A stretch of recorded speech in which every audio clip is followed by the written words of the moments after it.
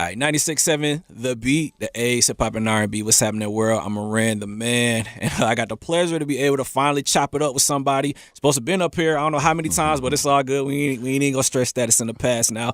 Casanova is in the building. How you doing, bro? What's going on? I'm all right, man. That's Hanging good. in there. That's good, man. I see you really iced out, man. It's good to see that this is actually like a real thing. You know what I'm saying? Got all the changes. This is like a real thing. Yeah, definitely. This is me. Before rap. Before rap. Yeah. We've heard, man. But you know, it's a lot going on in hip hop. It's a lot going on in music. It's a lot going on with New York. So we'll just start with you. Like, how are you doing? I'm great, man. I'm great. I'm sucker free. Sucker free. How so? Sucker free, man. I'm just not entertaining nothing. You know what I'm saying? I'm just worried about me doing music. I'm in the zone. Word.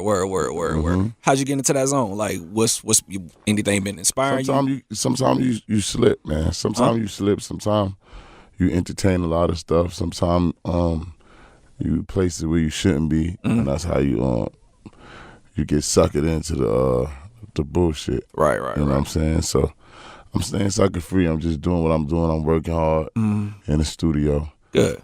Doing what I gotta do. That's good. That's good.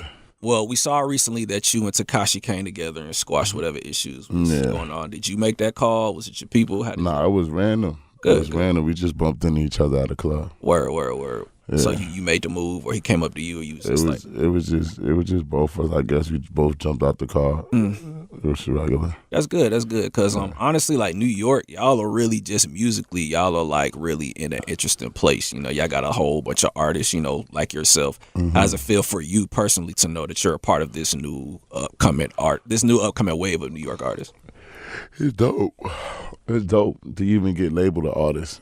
Why you say that? You know what I'm saying? Yeah. I just feel like I said, I always said I stole somebody else's dream. You know what I'm saying? Yeah. Rap wasn't my thing, and now it is. You know what I'm saying? I love it, and it's what pays the rent. That's real. And this is the culture right here. So before rap, like where did you really see yourself? Like I didn't see myself nowhere. I was just trying to get it by any means necessary. It wasn't really no program, like no life insurance, none of that good stuff. I dig it. Trap. So like, how did the streets really happen for you? Like, how did you really get involved in all of that? Because in the streets, yeah. Because like one thing I could say about you and your music, like when you talk about certain things, I can honestly say like I believe what you're saying. And you just said that you feel like you stole somebody's dream. So clearly you feel like you shouldn't be in this position. So how did you really start on that road? On the streets, I kind of wanted to be accepted. You know what I'm saying? I ain't had to be one of those street dudes. My family wasn't broke. I just wanted to be down. That's where we tend to get suckered in at, man. When you want to follow the wave. So whatever your friends doing, you tend to do it. And then you end up with a criminal record. You know what I'm saying? So that's how that was. I just would just suck it in, and after a while, my family just got tight, and they just fed me to the wolves. I dig it. So how did you deal with that? You know, was it like, forget it, I'll just make it on my own? Did you feel like your family turned on you? Like, what was that like? Yeah, you kind of feel like, I felt like that at times, especially when them visits wasn't coming in. You know what I'm saying? Especially when you in jail and you ain't got nobody. But then it kind of made me into the person I am today. I wouldn't rather it no other way, because I feel like I've been through so much, and for me to be where I'm at right now, going through that, it's people that's never coming home. It's people that came home, went right back. It's people that's home, that's out of their mind. That's crazy. You know what I'm saying? I dig it. That's nuts. You ever had a friend that just come home like, yo, you bugging, man? This dude is crazy. He nuts. He lost it. Yeah. You know what I'm saying? So I'm just blessed, and I'm just happy I experienced all that in my earlier ages, and now I could just work on my craft. That's good, man. That's good. Now, one thing that really happened with you, I feel like you're really reaping the rewards of good karma, because we all know the story about how you was in jail with A$AP Rocky. Yeah. So clearly you've always been somewhat of a good person. For you to know like that whole situation, you know, y'all were locked up together. Fair. Yeah, A$AP, my boy, he put me on a song too. Yeah. OG Beeper. He said locked up with Casanova. That was dope. So I'm just saying, so are we ever gonna get like that Netflix special with you and A$AP? We gonna definitely get one in though. Right. For my album, not the EP, but for my album. Word. We definitely on the phone talking about it. That's right. I still feel like a story like that, something like that needs to be on the screen. Like, y'all need to on Netflix that or something. Something, right? Yeah. So, yeah, man. But other than that, man, you know what I'm saying, the music is doing well. It's been a lot of unfortunate things that have been happening in hip hop. We know we just lost X, but you actually made a tweet yesterday that's actually been making its way. So I'm gonna pull it out because it's actually, you know, it's actually pretty deep. So for the people who haven't seen it, Casanova said, "Please don't wait until I die to tell me how you feel about me, good or bad. I won't be able to see Instagram or read any text. I hope that don't go over nobody's head." So if that did go over somebody's head, please explain that. Please explain that. I felt like, you know, I knew XXX, you know, met him like 2-3 times. But when he was alive, I felt like nobody fucked with him. And I think one of the reasons being, you know, he had dissed Drake moms. You know what I'm saying? And everybody was looking at him like, you crazy. Why would you do that? Right. Why would you talk about that lady for? Like, you know what I'm saying? And he was all type of piece of this and, that boy is crazy. When we catch him, we gonna beat him up. But as soon as he died, it's like, oh my gosh, he was the most positive angel, saint. Let's not get it twisted. I wish death on nobody. But he wanted to die. He said that in his lyrics. He brought that energy around him. He always talked about if he died and when he died and all type of violent stuff. But then everybody's saying this positive. They posting, oh my gosh, he was so positive. He helped me out throughout so much different things. And I'm like, why y'all ain't tell that man that when he was here? I dig it. Why you didn't broadcast it? You know what I'm saying? Why y'all didn't post? I didn't see no rapper really posting this man music. You know why? Because y'all was ashamed to post his music because he probably had something to do with, you know, you didn't want Drake to get mad. Right. Or you didn't want this person to get mad. But y'all was secretly in contact with each other. And I feel like that's fake. You know what I'm saying? Like, let the man know he great while he here. Right. 'Cause I see a lot of people saying he was great. Let him know. Sometimes that'll stop a person from losing it. Sometimes that'll make a person get on his feet like, yo, dang, my idol said I was great. Man, maybe I need to chill out with the bullshit. You know what I'm saying? Maybe I need to do the right thing.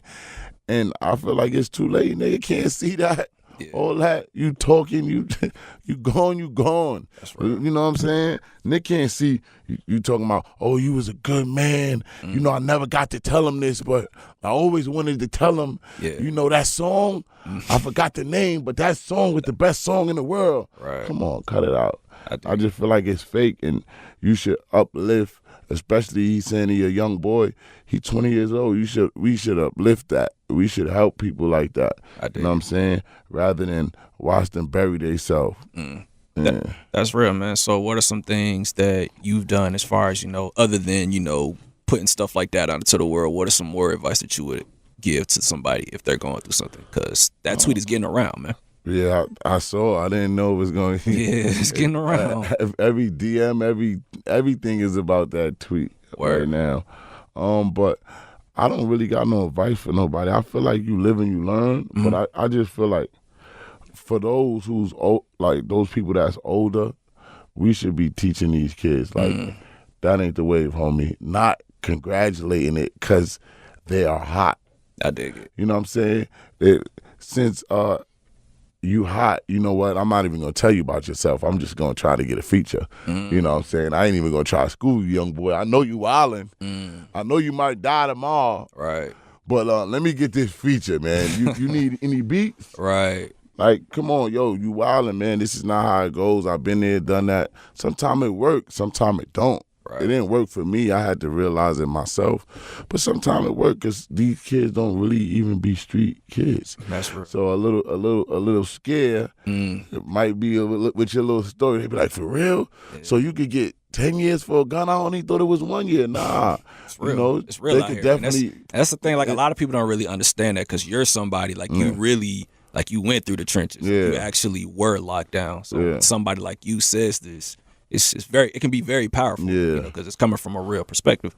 That's how I feel, man. I feel like we should definitely reach out to the kids, man, and don't condone the bullshit. Don't condone it because they lit. You know what I'm saying? That's how it go. Like you'll condone somebody passed out in front of you off of codeine instead of telling them like, yo, come on. All right, when you're around me, chill out. You know what I'm saying? Chill out. We're not doing that. Word. And it just gets stuck in his head. Nah, when I get around Kaz, I ain't doing that. Because Kaz be on my ass. Come on, look, just be me the bud. Right. You know what I'm saying? Sometimes you just gotta be that person. You just can't be like, nah, he could do whatever he want right now with me. You know what I'm saying? I feel like it's our fault. But it's this whole wave. It's a wave. It's this industry is like a poisonous culture because it's like you don't want to say nothing because if you say something about it, you might not fit in, and you want to fit in. Right. You know what I'm saying? You might not get that sponsorship you were supposed to get. So, well, to be play devil's advocate a little bit because you do have J. Cole just dropped KOD. Speaking on that, you got the Kendricks. We got artists like yourself. So I feel like there are steps in the right direction, but how do you feel it can change? How do you feel like we can get to a space where people can really start to wake up and say, yo, like, we need to really... I don't think it's going to change because the litness of you being awkward or weird or you talking about fuck Tupac, some shit like that, right? It's lit. That's the trend. Wake up today. How can I piss the world off? How can I go viral?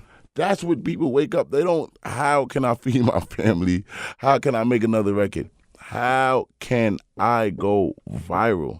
Right. Everybody say that, yo, he went viral. Yo, that shit go viral. That's all people care about. That's right. So they do stupid things. And then after, they smart. These kids are smart. They say fuck Tupac, and then a week later be like, yeah, I didn't mean to say that. I apologize, but you already got 2 million followers because you just said that. You still benefited from it. You still benefit from it. You know what I'm saying? So I think it can't be tamed. It's too crazy. Yeah. It can't, especially with social media. It can't be tamed. Everybody trolls.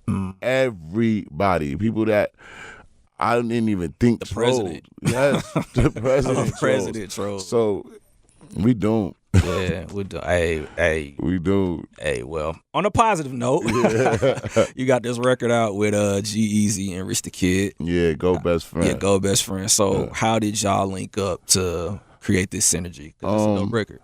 Everybody, the record was passed around, and people from Rock Nation was like, yo, G-Eazy gonna get on it. And I was like, all right, cool. Same thing with Rich the Kid. And then just made it work. Just made it work. So how do you've been through a lot, we've talked about a lot of real things in this short amount of time from, you squashing beef to going to jail. Like, what's the overall goal for Casanova? Like, what are you trying to do? The overall goal, maybe like, I think Jay-Z said something that was really stuck in my head. I don't know how the line go, but he said, something about like basically you being rich and your man's being broke, we don't call that money over here, like, you know what I'm saying? Yeah. So I say that like my goal would be like my main people in my life to be rich. We all rich. We all could do, you know what I'm saying? That's my main goal, like a label, maybe a couple artists is going platinum, stuff like that. Yeah. That's my main goal. How the money work for me. That's real.